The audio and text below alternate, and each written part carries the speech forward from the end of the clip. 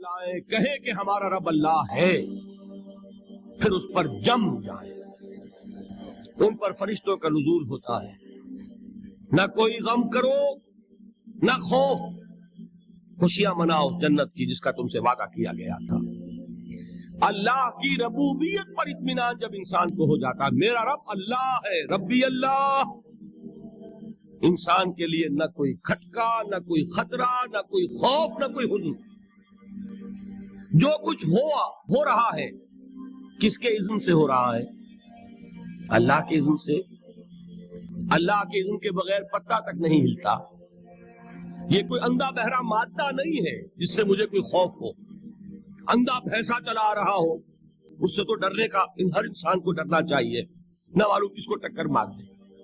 لیکن نہیں, اس کائنات کو چلانے والا ایک سمیع و بصیر خدا ہے. وہ جو میرا دوست ہے, میرا ولی ہے. اللہ ولی الذین آمنوا یخرجہم من الظلمات الی النور. اللہ اہل ایمان کا ولی ہے, ساتھی ہے, پشت پناہ ہے, مددگار ہے, حمایتی ہے.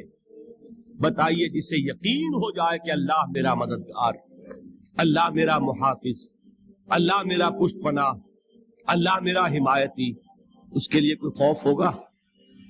اس سے کوئی ڈر ہوگا؟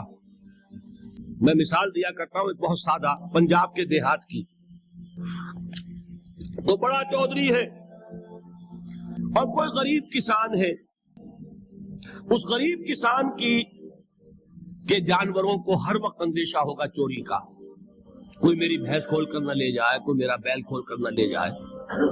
لیکن جس کے بارے میں یہ سب کو معلوم ہو کہ وہ جو بڑا چودھری ہے وہ اس کا دوست ہے, اس کی بچیا کو کوئی خوف ہوگا؟ اس کی بھینس پر کوئی ہاتھ ڈالے گا؟ اسے کوئی اندیشہ ہوگا؟ نہیں. کیوں؟ کہ وہ بڑا چودھری, بڑا اس کا یہاں کا سردار, جاگیردار, سب کو معلوم ہے وہ میرا دوست ہے, کوئی میرے خلاف اقدام نہیں کر سکتا.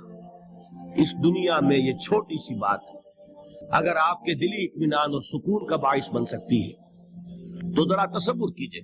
میں لفظ تصور استعمال کروں گا صرف اس لیے کہ اس کا ہم جس کو کہتے ہیں ادراک اور شعور کر نہیں سکتے, اگر کے ساتھ کر سکتے. اگر یقین ہو کہ اللہ میرا مددگار اور یقین ہو کہ اللہ ہر آن میرے ساتھ ہے, پھر کوئی خوف, کس کا خوف؟ کوئی شے اللہ سے بالا تر ہے؟ کوئی قوت اس سے زیادہ طاقتور ہے؟ کوئی اس کے ارادے کو بدلنے والا ہے؟ کوئی اس کی مشیت کے آڑے آنے والا ہے؟ یہی بات ہے جو حضور نے فرمائی. یہ ایمان کا حاصل ہے لب لباب, کہ دیکھو اچھی طرح اس بات کو ذہن نشین کر لو. اگر تمام انسان مل کر تمہیں کوئی نقصان پہنچانا چاہے نہیں پہنچا سکتے مگر جو کچھ اللہ نے لکھ دیا ہو, اور تمام انسان مل کر تمہیں کوئی نفع پہنچانا چاہے نہیں پہنچا سکتے مگر وہ شے جو اللہ نے طے کر دی. آپ پھر میں کہوں گا ذرا طاری کیجئے, اسے فرض کیجئے, اسے سوچئے. اگر اس حدیث پر ہمارا دل جھکا ہوا ہو تو کسی سے ڈر ہوگا؟ یہ مجھے نقصان نہ پہنچا دے, یہ میری رپورٹ خراب نہ کر دے, یہ میری انکریمنٹ نہ رکوا دے, یہ میرا یہ نہ بگاڑ دے, یہ میرے یہ نقصان نہ پہنچا دے. اس کا ڈر, اس کا ڈر, اس کا خوف, اس کی خوشامد, اس کے لیے جا کر طرح طرح سے اپنی عزت نفس کو ذلیل کروانا اس کے سامنے. یہ سب کچھ کیوں کرتا ہے انسان؟ جب سمجھتا ہے کہ اس کے ہاتھ میں میرا کوئی نفع ہے, اس کے ہاتھ میں میرے لیے کوئی ضرر ہے, یہ مجھے کوئی غضب پہنچا سکتا ہے, یہ مجھے کوئی نقصان پہنچا سکتا ہے, یہ میرا کوئی کام بنا سکتا ہے, یہ میری کوئی ضرورت پوری کر سکتا ہے. اسی کا نام شرک ہے. جہاں آپ نے یہ سمجھا کہ غیر اللہ کے اندر کوئی طاقت موجود ہے وہی شرک ہے. بتوں سے تجھ کو امیدیں, خدا سے نومیدی, مجھے بتا تو صحیح اور کافری کیا ہے.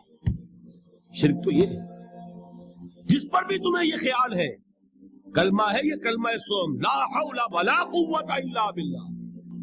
ذرا اس پر دل کو کبھی اگر آپ تصور کریں پھر فرض کریں, دل ٹھک جائے اس پر, کوئی طاقت نہیں.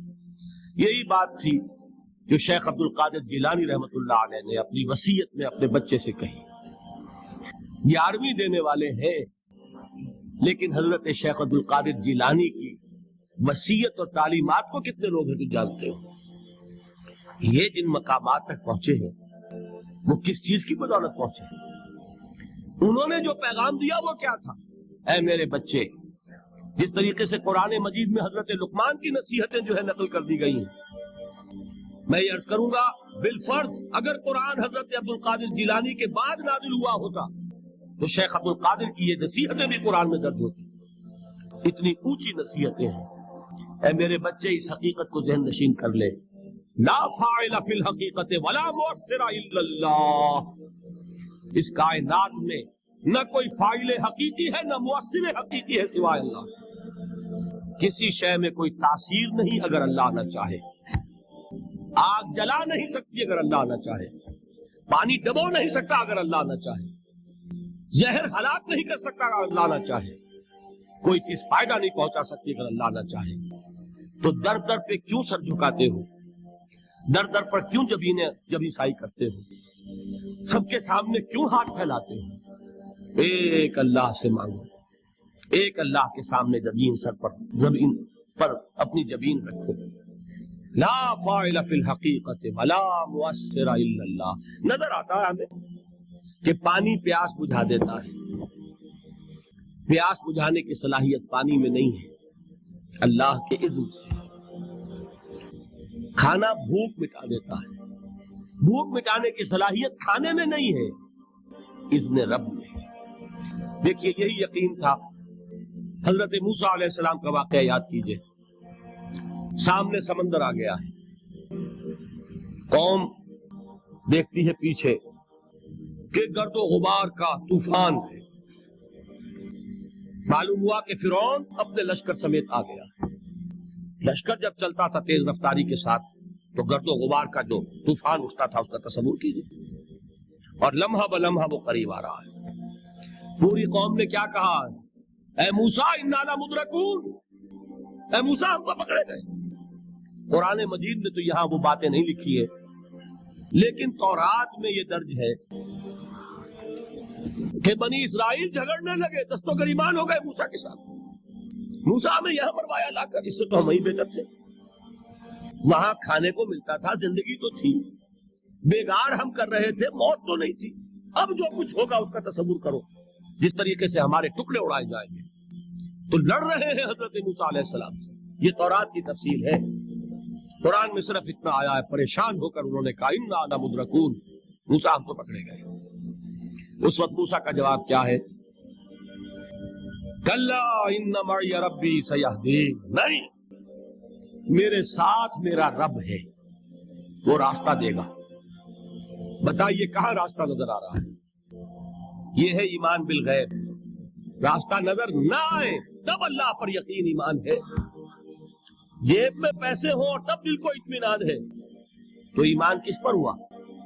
پیسے پر، اللہ پر نہیں. جب وسائل و ذرائع نہ ہو اور پھر یقین ہو کہ اللہ مسبب الاسباب ہے، وہ اسباب کا پابند نہیں ہے، وہ اسباب کا محتاج نہیں ہے، اسباب اس کے محتاج ہے. اگر یہ یقین ہے تو اللہ پر ایمان ہے. یہ نہیں ہے تو تمہارا ایمان اسباب پر ہے، وسائل پر ہے، ذرائع پر ہے، مادیات پر ہے، اللہ پر نہیں. اس وقت کہاں راستہ تھا؟ کوئی راستہ تھا؟ سمندر ہے اور ادھر سے لشکر آ گیا ہے. کلا ان معی ربی سیہدین. اب دیکھیے ایمان کہہ دینا آسان ہے، ہوا معکم اینما کنتم، جہاں کہیں بھی تم ہوتے ہو اللہ تمہارے ساتھ ہوتا ہے.